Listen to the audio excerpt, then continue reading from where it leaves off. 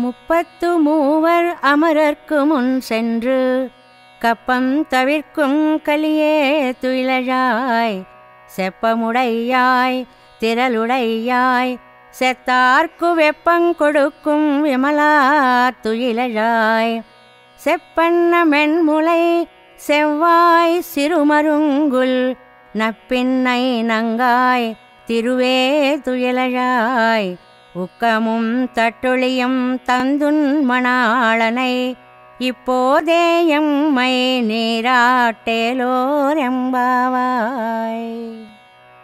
33 కోట్ల దేవతలకు ఏ విధమైన సంకటములు వచ్చినను ముందుగానే అటకుపోయి వారిని రక్షించు సమర్థత గల ఓ స్వామి, నిద్రలేచి రమ్ము.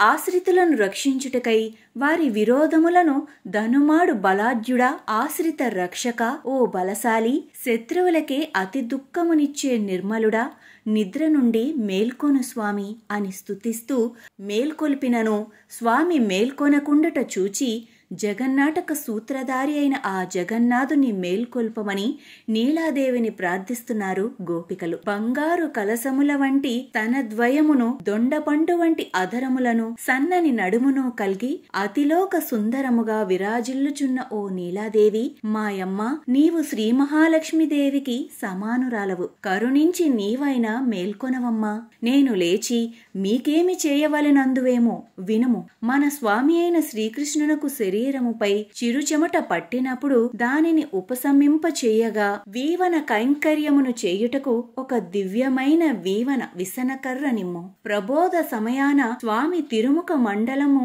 జూచుకొనుటకు ఒక దివ్య మణిదర్పము అనగా అద్దము నిమ్ము. వీటన్నింటినీ మాకును గ్రహించి స్వామిని మేల్కొల్పి మమ్ము అతనితో కూచి మంగళ స్నానము చేయింపుము తల్లి. నీ అనుగ్రహమున్ననే కదా మా ఈ వ్రతము మంగళముగా పూర్తి కాగలదు అని ఆండాళ్ తల్లి నీలాదేవిని వేడుకుంటున్నారు ఈ పాసురంలో.